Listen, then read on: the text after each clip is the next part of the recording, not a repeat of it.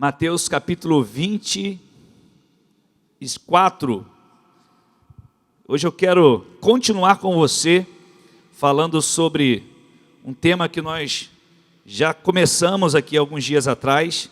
Vou precisar da ajuda dos irmãos aí, colocando muitos textos bíblicos hoje, para a gente poder conversar a respeito de um tema que muita gente está falando, queridos. Muita gente tem falado sobre a volta de Jesus. Esse tema sempre foi pregado na história.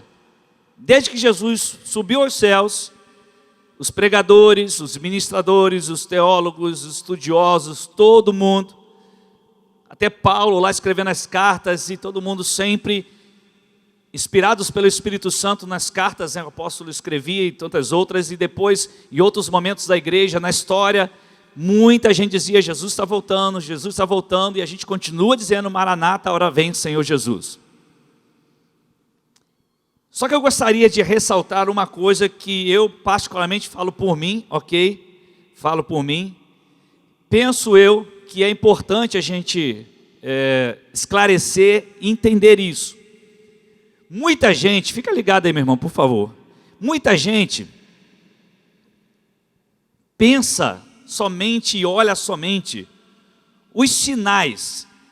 Poxa, está aumentando os terremotos, está aumentando não sei o que, vulcões, e pragas, e pandemias, e sinais de guerra, tudo, todo mundo olha, percebe isso, e é fato, isso aí é fato, a gente não tem como negar isso, que o número aumentou na história, né, muito rápido. Porém, olhando a palavra de Deus, quando a gente começa a mergulhar na palavra e analisar o que está escrito, a gente percebe que um dos maiores sinais será justamente ligado ao comportamento do ser humano. É como o ser humano vai se comportar nesses últimos dias. Tanto que Jesus chegou a dizer: vai ser como os dias de Noé. Ou seja, ele fala sobre o comportamento humano. Ele não fala sobre pandemias, sobre guerra, nada. Ele vai falar sim, Mateus, sobre tudo isso, porque são sinais na história. Porque alguns teólogos também defendem que esses sinais na história já estão acontecendo há bastante tempo. Porque agora começa a vir o sinal, que é a questão do comportamento humano. E aí Jesus, no capítulo 24 e 25, nós vamos ver aí muitos textos, muita coisa em relação a isso. No capítulo 25 nós começamos a conversar sobre a parábola das 10 virgens. Conversamos aqui sobre a temática dessa parábola, que é o preparo do nosso cuidado, estarmos alertas, preparados para a volta de Jesus. E paramos a parábola dos talentos. E hoje eu gostaria de conversar com você sobre a parábola dos talentos e trazer para você alguma coisa que Deus colocou em meu coração. O que eu vou trazer hoje aqui não é toda a verdade sobre a parábola dos talentos, mas é alguma coisa que coloquei em meu coração, eu creio que foi Deus que colocou, eu gostaria de passar para você. Vamos lá, Mateus 25, a partir do versículo 14. Mateus 25, a partir do versículo 14. Então Jesus fala das 10 virgens e agora ele vai falar sobre a parábola dos talentos. E também será como um homem que, ao sair de viagem, chamou quem? Seus servos, e confiou-lhes o quê? Seus bens. A um deu 5 talentos, a outro 2 e a outro 1, a cada um de acordo com a sua capacidade. Em seguida partiu de viagem. O que havia recebido os 5 talentos saiu imediatamente, aplicou-os e ganhou mais 5. Também o que tinha 2 talentos ganhou mais 2. Mas o que tinha recebido 1 talento saiu, cavou um buraco no chão e escondeu o dinheiro do seu senhor. Depois de muito tempo, o senhor daqueles servos voltou e acertou contas com eles. O que tinha recebido 5 talentos trouxe os outros 5 e disse: o senhor me confiou 5 talentos, veja, eu ganhei mais 5. O senhor respondeu: muito bem, servo bom e fiel. Você foi fiel no pouco, eu porei sobre o muito. Venha e participe da alegria do seu senhor. Veio também o que tinha recebido 2 talentos e disse: o senhor me confiou 2 talentos, veja, eu ganhei mais 2. O senhor respondeu: muito bem, servo bom e fiel. Você foi fiel no pouco, eu porei sobre o muito. Venha e participe da alegria do seu Senhor. Por fim, veio o que tinha recebido 1 talento e disse: eu sabia que o Senhor é um homem severo, que colhe onde não plantou e junta onde não semeou. Por isso tive medo. Está vendo aí o texto?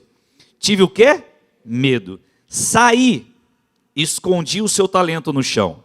Veja aqui está, veja, aqui está o que pertence ao Senhor. O Senhor então respondeu: servo mau e negligente, você sabia que eu colho onde não plantei, junto onde não semeei? Então você deveria ter confiado o meu dinheiro aos banqueiros, para que quando eu voltasse, eu recebesse de volta com juros. Tirem o talento dele e entreguem-no ao que tem 10, pois a quem tem, mais será dado, e terá em grande quantidade. Mas a quem não tem, até o que tem, lhe será tirado. E lancem fora o servo inútil nas trevas, onde haverá choro e ranger de dentes. Olhando esse texto, você pensa: puxa vida, hein? Pegou pesado com ele, né? Mas não se tem definido de forma muito clara, quando se fala de talentos, se esses talentos eles estavam mencionando que era prata ou ouro. Talento, na verdade, não era uma moeda. Talento era uma especificação de peso. Então, um talento, alguns estudiosos dizem que pesava 30 quilos. É como se juntasse 30 quilos de moedas. Ok? Então, um talento seria 30 quilos de moedas. Isso, como eu falei anteriormente, poderia ser tanto de prata quanto de ouro. Alguns teólogos ou estudiosos dizem que esses talentos, um talento pesava 40 e poucos quilos. Não há uma definição clara em relação ao peso desse talento. Mas vamos imaginar e vamos pensar que fosse 30 quilos cada talento. Se fossem 30 quilos de prata, seriam quantas gramas de prata? Os matemáticos aí. 30.000 gramas de prata. Aí eu fui investigar quanto que vale 1 grama de prata. 1 grama de prata mais ou menos está em torno de R$4. Ou seja, um talento, na nossa moeda hoje, o peso de um talento valeria em prata cerca de R$120.000. Ou seja, aquele que recebeu 5 talentos, seriam quantos? Seria 600 mil. Ok? Aquele que recebeu 2 talentos seria 240 mil. Aquele que recebeu 1 talento seria 120 mil. Porque muita gente olha para esse talento e fala assim: esse jeito recebeu só umzinho, né? O outro recebeu 5. Né? Mas vamos lá. Imagine que esse talento não fosse prata, fosse ouro. Vamos lá. Você sabe quanto custa 1 grama de ouro? Hoje, em torno de R$ 322,79. Olha a diferença. Você sabe quanto daria um talento? R$ 9.683.700. Imagine se esse talento fosse ouro. Então, aquele servo, recebeu quase 50 milhões de reais, outro recebeu quase 20 milhões de reais, e o outro recebeu quase 10 milhões de reais. Porque o que o servo receberam ali foram todos os bens que o Senhor tinha.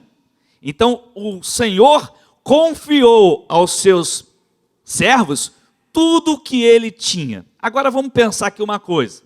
Quando Jesus trata desse assunto, ele não aponta somente para os valores numéricos, apesar de trazer essa ideia em certo sentido, mas sim o valor do que ele entregou até que ele volte.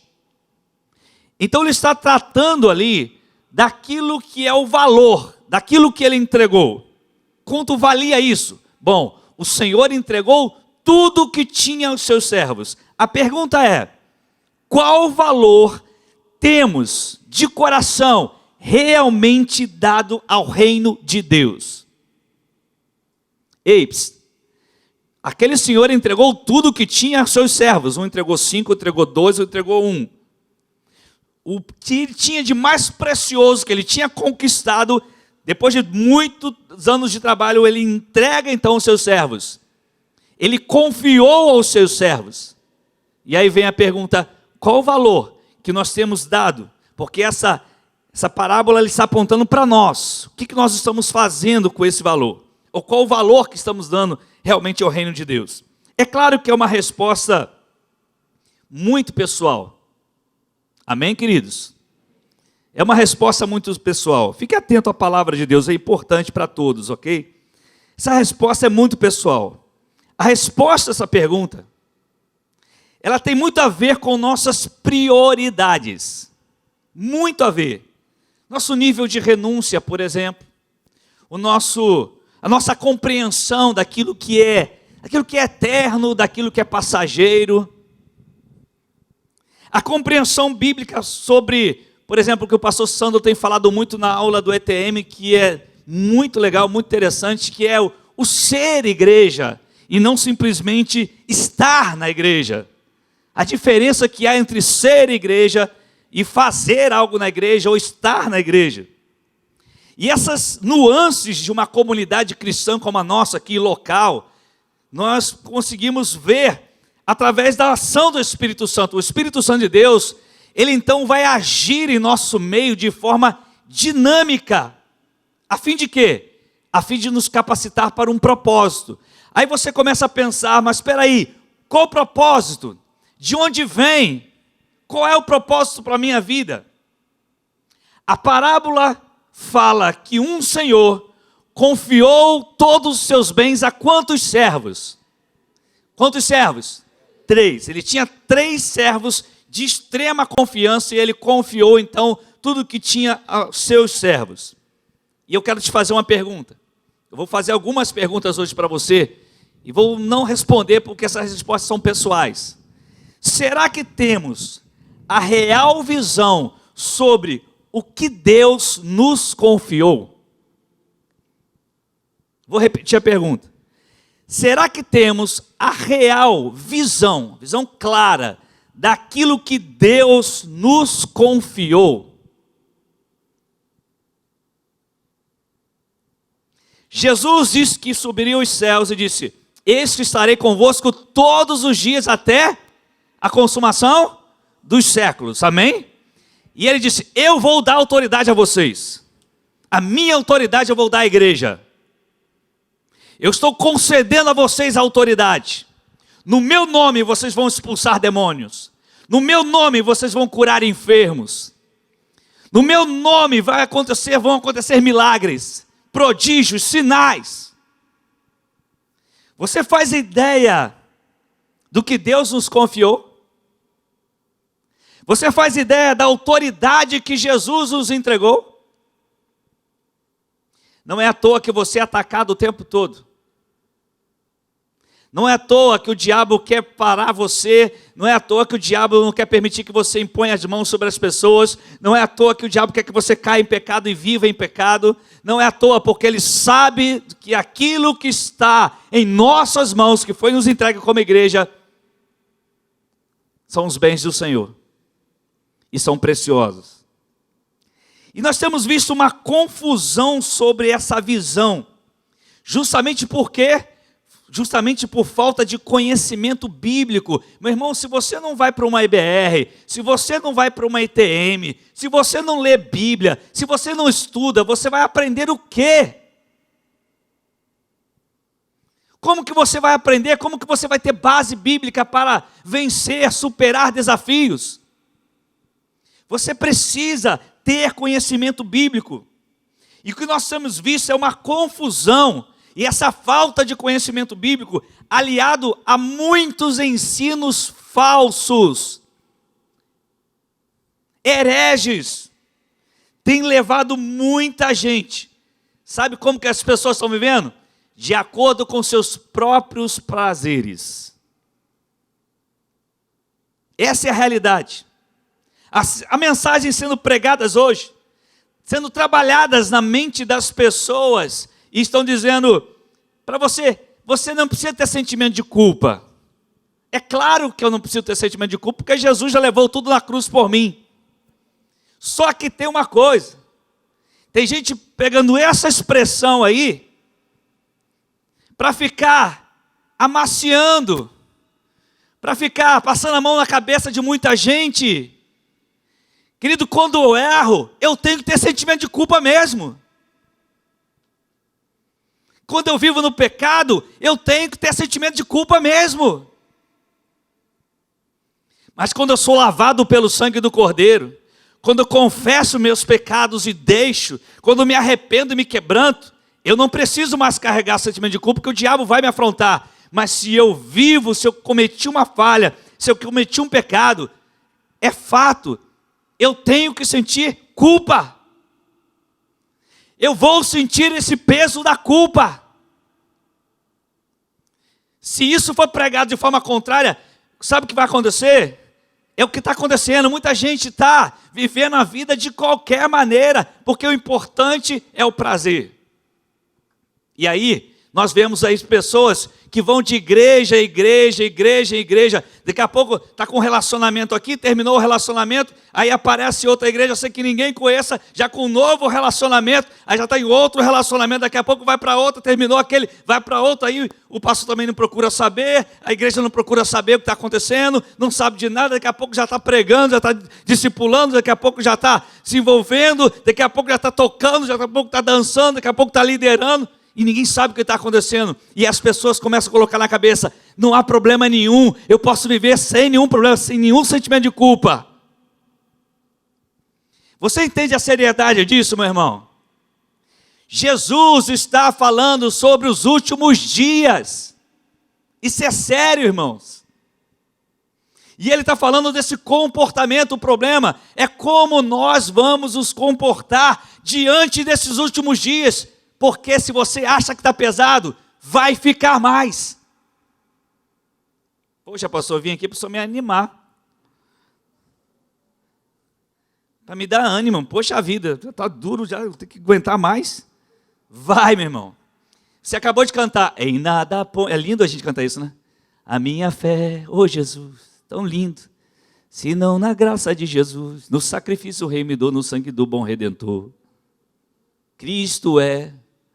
Como que é? A rocha. Você está cantando isso, o diabo já está anotando e pensando assim: vou arrebentar com ela. Vou partir para dentro agora com ele. Vamos ver que aquilo que ele está cantando, que ela está cantando é isso mesmo. E Deus vai permitir alguma luta? Vai! Tem muita gente que está vivendo esse prazer da vida, estão negando as consequências. É como se, pode fazer, meu querido, que Deus é a graça, Jesus vai te perdoar, não tem problema nenhum, pode continuar vivendo assim, pode continuar fazendo assim, porque é a graça.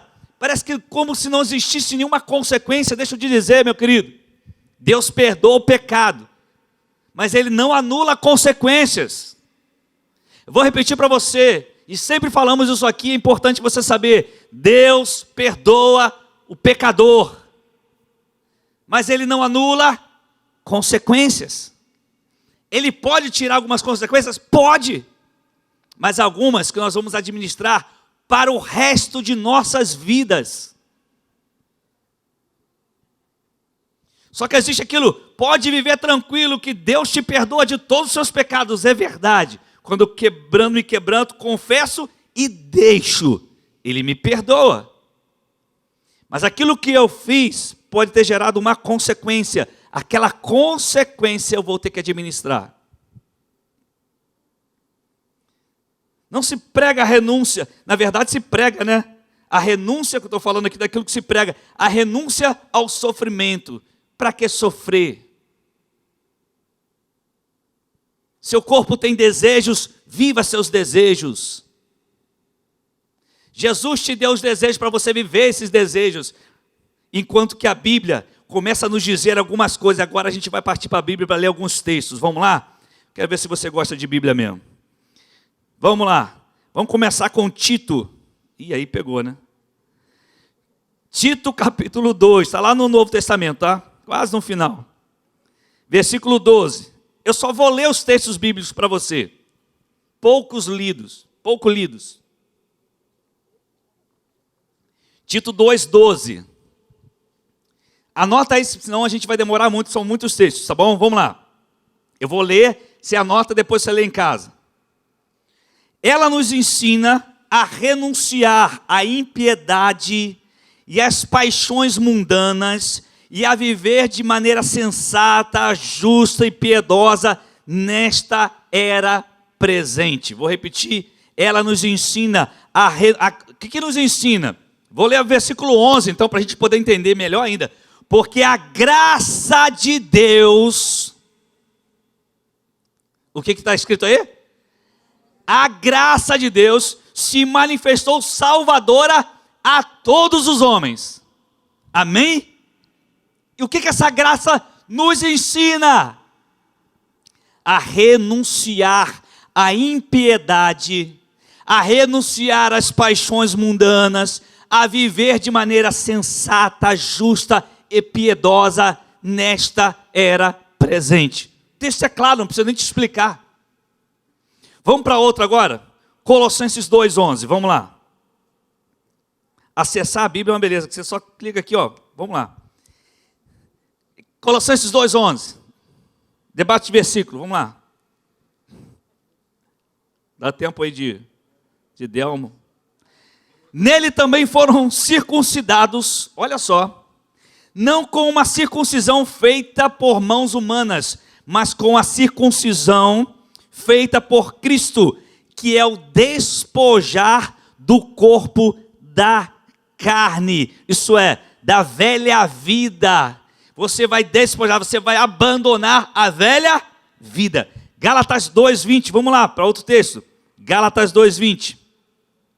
Gálatas 2,20 diz assim, a palavra de Deus. Olha Paulo falando. Fui crucificado com Cristo. Assim, já não sou eu quem vive. Olha o texto, queridos, olha só, presta atenção. A gente chegar nesse nível aí, ó, não é tão simples quanto parece. É fácil a gente falar, mas olha o que Paulo está falando. Fui crucificado com Cristo. Eu estou dizendo, eu morri para esse mundo. Então, com isso, já não sou eu quem vive, mas é Cristo que vive em mim. Então, a vida que agora eu estou vivendo aqui no corpo, vivo como? Pela fé no Filho de Deus, que me amou e se entregou por mim. Então, não se trata da minha pessoa. A minha pessoa está morta. Você está entendendo isso? A minha pessoa foi crucificada com Cristo. Meus desejos, minhas vontades. Por quê? Porque eu decidi que Ele vai viver em mim. Eu escolhi isso. E a vida que agora eu estou vivendo então, eu vivo para Ele. Vamos lá? Mais textos. Gálatas 5,13. Está aí pertinho agora. Gálatas 5,13.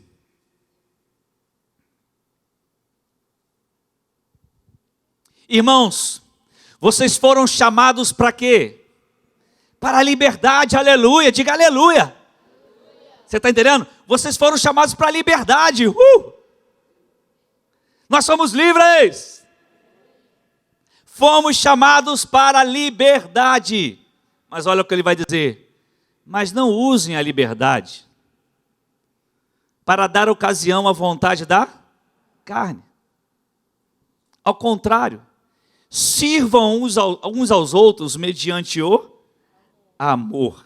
Gálatas 5,16. Versículos aí, 3 versículos depois aí. Vamos lá, 5,16. Por isso digo, vivam pelo Espírito, e de modo nenhum satisfarão os desejos da... Então ele está dizendo, nós vamos ter desejos da carne, sim ou não? Sim, está dizendo ali. O que ele está falando não é que nós não vamos ter desejos da carne. Ele está falando que se nós vivermos pelo Espírito, nós não vamos satisfazer esses desejos. Você está entendendo, querido? Então não é, ele está dizendo para você que você não vai ter desejo. Meu Deus, tive um desejo, Jesus amado. Quase fiz aqui, ó. Jesus amado. Com todo respeito, claro. Jesus amado. Como é que eu senti isso, meu Deus? Aí ele está dizendo, ei filho, ei, escuta. Viva pelo Espírito, que você não vai satisfazer esse desejo. Você vai ter o desejo. Mas uma coisa é você ter, outra coisa é você satisfazer o desejo. Então isso é importante para a gente. Gálatas 5, 24. Vamos lá. Versículo 24 de Gálatas. Os que pertencem a Cristo Jesus fizeram o quê? Crucificaram a carne. Ô Jesus. É lindo a gente falar isso, queridos. Mas não é nada simples. Com as suas paixões e com os seus desejos. Se você crucificou a carne, o que significa isso? O que Jesus fez na cruz? Ele morreu por nós, foi isso? Então você fez o quê? Você colocou lá na cruz. Os que pertencem a Cristo Jesus, eles crucificaram a carne com as suas paixões e os seus desejos. Então não há como alguém que está dizendo que anda em Cristo viver nas paixões e seus próprios desejos o tempo todo. Não há lógica nisso. Aquele que vive em Cristo, ele crucificou sua carne, ele crucifica a sua carne todos os dias. Vamos lá. Lucas 14, 33. Lucas 14, 33. Vamos a esse texto da palavra. Da mesma forma, Jesus está falando, qualquer de vocês, irmãos, olha só, não está meio diferente sim, de muitas pregações nesse tempo que a gente vive. Importante seu prazer, importante a sua prosperidade, prosperidade no sentido de ter muito, riquezas, de conquistas, né? Não tem problema não, você peca, mas Jesus te perdoa, é verdade. Não tem problema nenhum. Não deu certo agora, vai dar certo em outro. Da mesma forma, qualquer de vocês que não renunciar a tudo o que possui, não pode ser meu discípulo. Será que eu preciso explicar alguma coisa aqui? Está muito claro. Então a gente chega à conclusão que a gente hoje não possui nada. Porque se você está sendo discípulo de Cristo, você já renunciou tudo que você tem. A gente apenas administra o que temos. A gente está administrando. Eu tenho uma casa, eu tenho um carro, tenho roupa, eu tenho meu trabalho, eu estou fazendo o que com isso? Estou administrando. Mas tudo isso eu renunciei por Cristo, é tudo dele. Tudo para ele. Mateus 16, 24, vamos lá.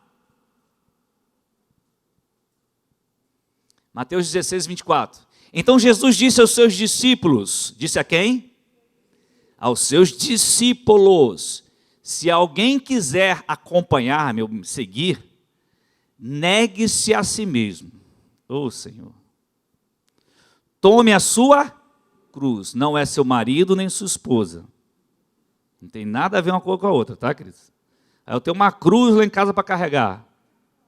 Não é isso, tá, irmão? Então quebra essa palavra em nome do Senhor Jesus da sua vida.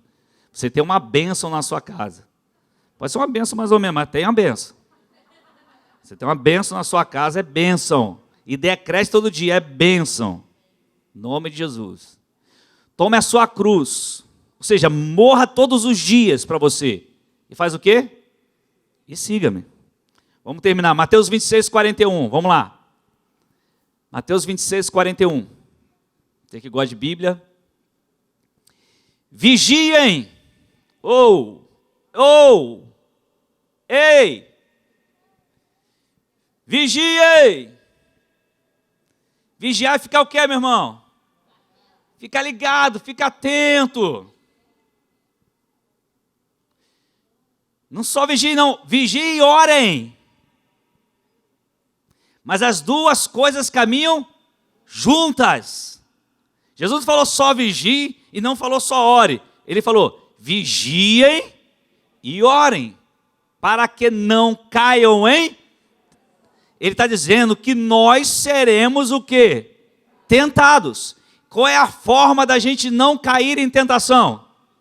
Vigiar e orar. Está muito claro, é simples. Não há nada de confuso nem complexo nisso. O que faz aqui, a questão aqui são nossas atitudes, nossos comportamentos. Meu irmão, não brinque com o pecado. Vou falar para você, não brinque com o pecado. Sabe por quê? Porque a sua carne e a minha carne, ela gosta do pecado.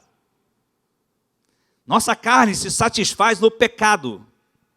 É o prazer da carne. Então, quando você tem que cortar, corte. Corte. Quando você tem que eliminar, elimine. Tem gente que até fala comigo, pastor, se o senhor passar ali na rua, tiver a irmã ali no ponto de ônibus, desceu do ônibus, tem que subir, é 11 horas da noite. Você passou e está vendo que ela vai subir sozinha. O senhor colocaria ela no seu carro para poder levá-la em casa, por causa do perigo? Sim ou não? Vocês são ruins, hein? Vocês são ruins pra caramba, hein? Mas está certo, eu não colocaria.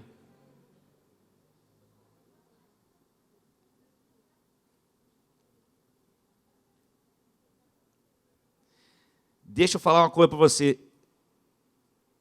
Aprenda a se conhecer, meu irmão. Ninguém é tão forte quanto parece. Não fique brincando, não fique jogando com o pecado. O diabo é mais esperto do que nós. Se nós andarmos no Espírito, nós vencemos. Mas se nós andarmos na carne, com o diabo a gente perde. Ele é mais astuto do que a gente. Para a gente vencer o diabo, a gente precisa estar andando no Espírito, não tem jeito. Então fique ligado, vigie, o Espírito está pronto, mas a carne é fraca. Quando Jesus fala dessa parábola dos talentos, ele deixa claro que cada servo recebeu talentos, de acordo com a sua o quê? Capacidade. A palavra capacidade ali no texto, eu fui pesquisar lá no grego, é dunamai. A mesma palavra que é usada para dunamis. Ou seja, capacidade é força, é poder, capacidade de realizar. Então o que aquele servo fez, o Senhor fez? Ele olhou para os seus servos e viu, esse tem força para 5, esse tem força para 2, esse tem força para 1. O que Jesus está nos ensinando? Deus não nos entrega algo para realizar acima daquilo que nós podemos suportar. Você está entendendo isso? Deus não te entrega algo para realizar acima daquilo que você pode suportar. Ele vai te entregar e Ele vai te capacitar. Ele sabe que você pode realizar. Não é porque você é pior ou melhor do que ninguém, mas Ele, por amor a você e a mim, Ele só vai me entregar aquilo que eu sou capaz de fazer, que Ele sabe que eu sou capaz de suportar, sabe que eu tenho forças para aquilo. O Espírito Santo sabe até onde nós podemos suportar. Jesus não te chamou para jogar sobre você um jugo que você não é capaz de carregar. O jugo que Ele nos entregou, nós somos nele capazes de suportar. Nós podemos vencer, nós podemos superar, nós podemos isso, queridos. Ele nos chama, Ele nos garante a capacitação, o suprir, sua presença, o poder, a força, Ele te dá. O que aquele homem fez, você viu? Ele enterrou, ele mesmo anulou aquilo que Deus havia lhe entregue.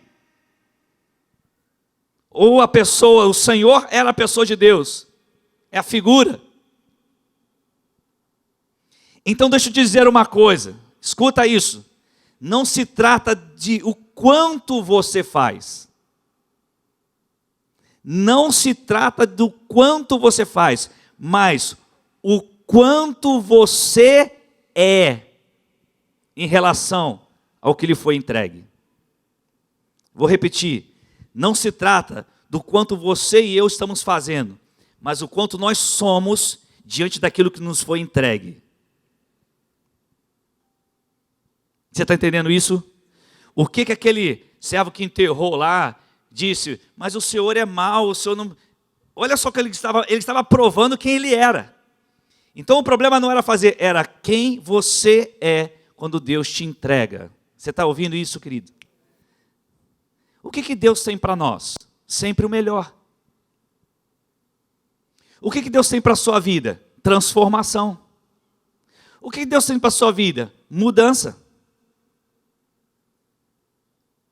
E quem vai fazer essa escolha? Nós. Eu vou fazer. É interessante que quanto mais nossa vida vai passando, e mais conflitos a gente vai enfrentando, dificuldades, vamos conhecendo novas pessoas, e a gente vai conhecendo essas novas pessoas, e quando a gente conhece essas pessoas, começa a conversar, tudo termina na mesma coisa. Escolhas. Tudo são escolhas. A escolha que a pessoa fez, a escolha que a pessoa tem para fazer, tudo é determinado pelas escolhas. Aquele homem que pegou um talento, que poderia ser na mão dele hoje 120 mil reais, como 9 milhões ou quase 10 milhões de reais, ele fez uma escolha. Se o Senhor, o entregou, é porque aquele Senhor dizia, você tem capacidade de vencer com isso que eu estou te entregando. Querido, você pode ser aquele que você pensa, eu tenho um ministério que quase não aparece. Deus está te usando neste ministério. Parece que é uma coisa que... Não, Deus quer usar você. Deus confiou a cada um de nós talentos. Ou um talento que seja. Mas esse talento são coisas dele para nós. E o que a gente vai fazer com ele agora? Já vamos enterrar isso? Não. Nós vamos produzir mais. Jesus chegou a dizer, vocês vão fazer obras maiores do que eu. Nós podemos produzir mais. Deus te entregou, Deus confiou a você. Eu quero parar hoje por aqui, porque na próxima a gente vai falar da prestação de contas, né? Ora, Jesus está voltando. Vai chegar a hora. Nós vamos prestar contas. E aí é outra mensagem. Mas hoje o que eu quero dizer a você é que Deus, Ele te entregou talento ou talentos. E você é capaz de realizar. Se você pensa que não é, isso é mentira do diabo. Você é capaz de alcançar o dobro daquilo que Deus te entregou. Você é capaz de fazer isso. Porque se não fosse verdade, Jesus não contaria essa parábola. E nós não estaríamos aqui conversando sobre isso. Quantas vezes alguém diz para você que você não consegue, que você não pode, que você não alcança, que você não tem condições, que você... Eu lembro quando eu fui consagrado pastor de forma integral, ministério, quando eu fui consagrado como pastor na igreja, eu não era o pastor titular, vamos dizer assim, né? Eu e Eliana não éramos pastores líderes da igreja. A gente se tornou em 2004. Os pastores líderes da igreja local. Eu encontrei com uma pessoa na rua. E essa pessoa, sabe o que ela falou para mim? Falou assim, pastor, vou falar uma coisa com sinceridade. Eu acho que o senhor não tem condições. Você não tem condições de pastorear uma igreja como aquela. Você é muito imaturo ainda. Você não vai aguentar a pressão. Eu fiquei ouvindo. Muito obrigado pelo incentivo. Me incentivou a beça, me levantou. Mas sabe que aquilo me levantou mesmo? Falei, ah, é? Tá bom, mas vindo de quem é? Não é ovelha, é bode.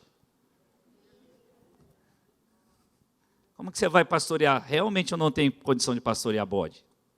Não falei isso não, tá? Eu só pensei. Tem coisa que a gente pensa só vai falar depois de 10 anos, irmãos. Você tem a vontade de falar, mas você não fala para não pecar, né? Para não ofender. Você fala, eu não vou falar não, para ficar, deixa melhor ficar quieto. Aí você está doido para falar. Mas é melhor não falar. É melhor você fazer o que Deus mandou você fazer. E deixa que o tempo vai mostrar. Não se trata do que a gente faz, se trata de como a gente trata aquilo que Deus nos entregou. Tem gente aqui que Deus entregou o ministério de rede infantil.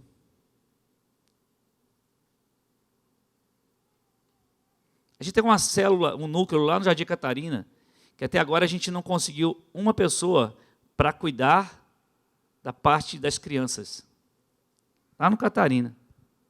Sabe o que a gente está fazendo? Está orando. Vamos entregar nas mãos do Senhor até que apareça. Para toda quarta-feira estar lá, às 7h30, para o pastor Humberto e a pastora Marilda arrumar um espaço, já tem um espacinho lá para as crianças. Porque todos os outros núcleos têm uma célula infantil. O que você está fazendo com o talento que Jesus te entregou? Tem gente aqui chamado para o ministério de mestre, de profeta, de pastor, de missionário. Tem gente aqui que tem a vocação, o chamado, o dom, o talento para ajudar na obra, na limpeza, seja o que for, queridos. Se esse é o talento que Jesus te entregou, Ele confiou a você. Se você é um discipulador, Ele confiou a você. O que você é diante daquilo? Como que você tem tratado desse valor que Jesus te entregou? Essa é a pergunta que a gente tem que sair daqui hoje com essa pergunta. Por quê? Porque a Bíblia, Jesus está falando essa parábola, porque Ele está dizendo assim, eu vou voltar, tá? Mas enquanto eu não volto, eu vou entregar a vocês. Às vezes a gente fala, Jesus cura. Sim, Jesus cura. Jesus tira aquela pessoa da fome, só que você não dá 1 quilo de arroz para ela.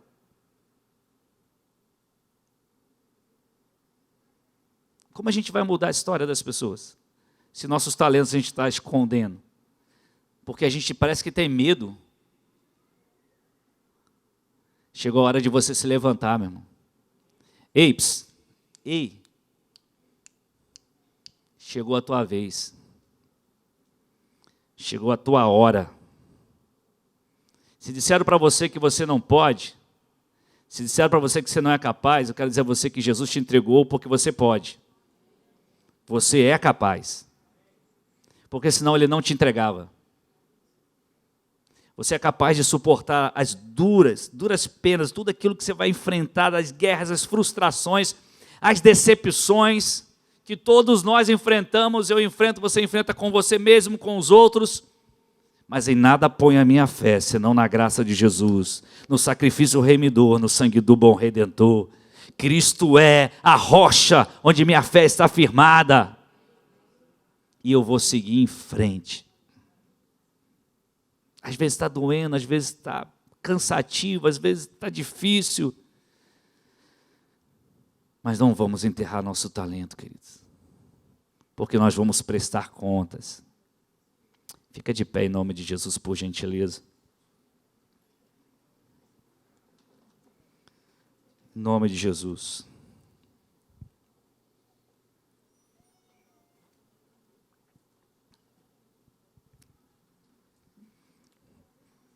Eu quero orar por você agora.